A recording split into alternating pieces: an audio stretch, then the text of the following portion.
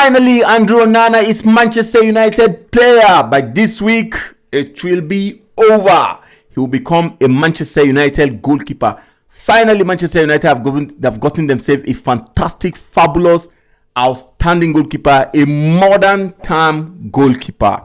Respect to the game, but I think Manchester United have just gotten themselves a player above the game when it comes to distribution, when it comes to passing, when it comes to confidence, when it comes to commanding your defense. And I think Manchester United will be playing something different this season.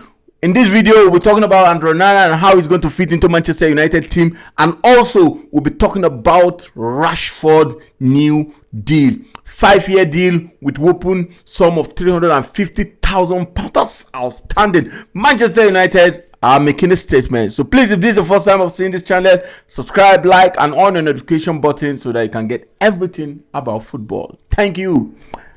Let's talk about Andrew Onana, man. I've been talking about this Andrew Onana for a very long time. I mean, it's a transfer saga that I've been on for a very long time, and finally it's coming to an end.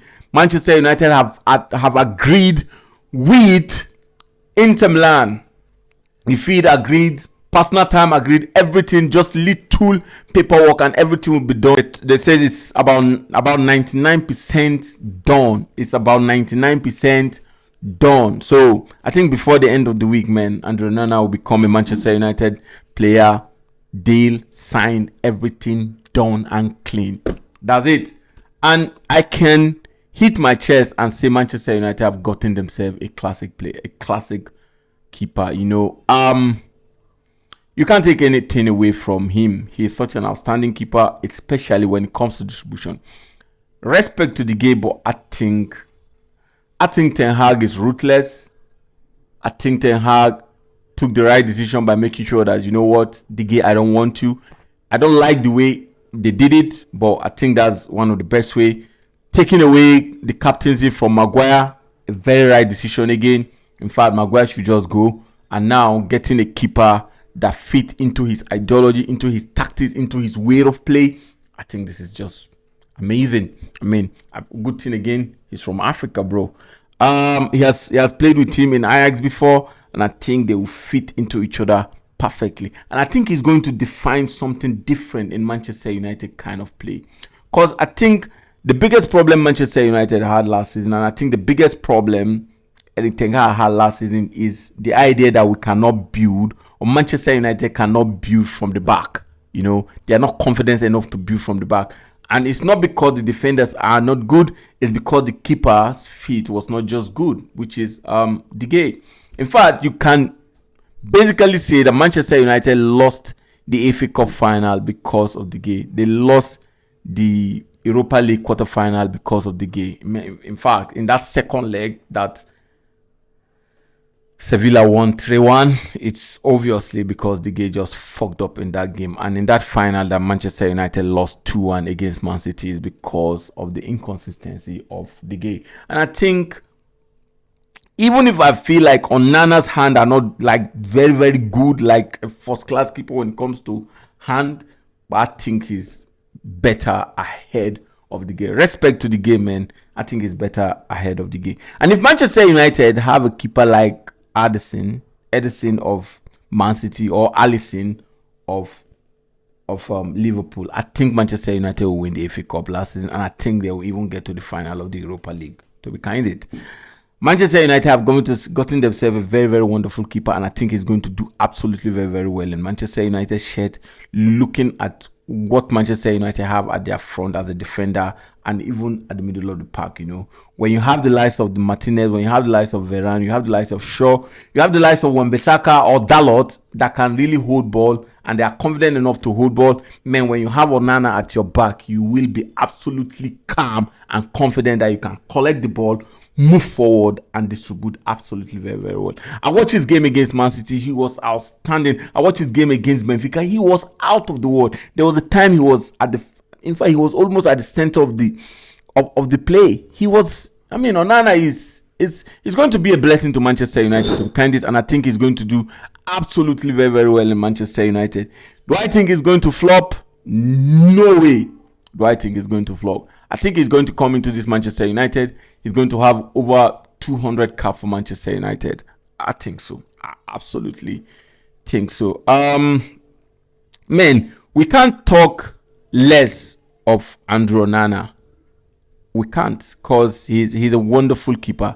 I've said it last season, he was the best goalkeeper in that Champions League. Considered least goal in that Champions League. His distribution is outstanding. You can't name 3 keepers that are better than him when it comes to distribution. You can't name 3 keepers that are better than him when it comes to starting the ball from your 18, building from your 18. Yes, I'm looking at which keepers are better than him when it comes to building from 18. When it comes to leg, I think Neuer. Yeah, aside from Neuer, I don't see any keeper that's better than him starting your game from 18, building with the defense, with the midfield. I don't see any keeper that is better than Onana, except Neuer, my opinion anyway. Yeah, I think it's going to contribute immensely to what Manchester United will be playing next season. I mean, when you have the likes of them, Casemiro, in front of your defense, you have Bruno Fernandes, you have Mason Mount, then your keeper, I mean, all of you will be so confident that your keeper is so good with his feet that he can distribute to you, he can give you that passes perfectly well. Now, the defenders too will be absolutely very, very confident to pass to him, to start from that back, right? I remember, I mean, it's just the best signing you can think of as a keeper, because I don't think they have a lot of Andrew Onana in the world now. I don't think so. You don't have a lot of modern goalkeepers that know how to distribute football with their leg and are very, very good to build game from their 18, like Andrew Onana. And I think he's going to do absolutely very, very well. What do you think? Do you think Onana is going to be great in Manchester United, or you think he's going to be flop in Manchester United? I would like to know your opinion. Please just comment on the comment section. But the bottom line is, congratulations to all Manchester United fans around the world.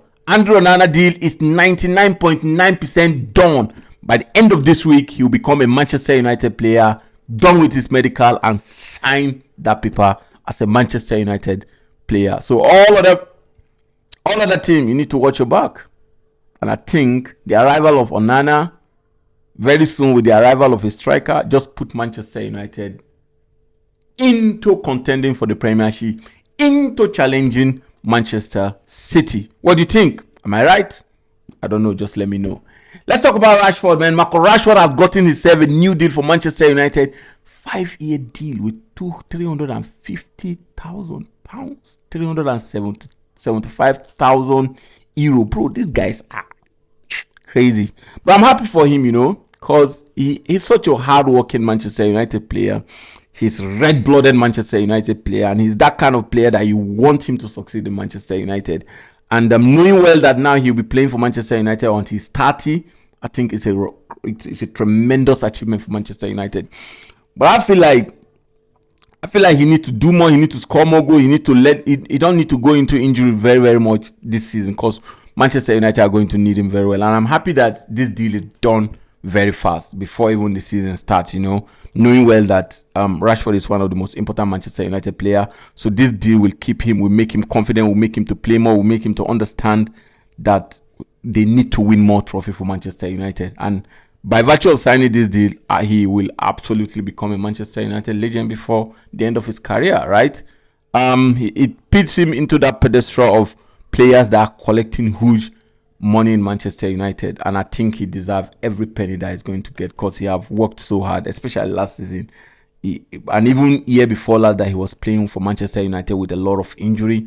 So I think Rashford signing for Manchester United for 5 years now is a very, very big deal, and a very, very welcoming one. I mean, Rashford is that player that you think he would deserve anything in Manchester United. If, let's say now they say they want to give Maguire that 350, you'll be like, bro, calm down. Which one be 350?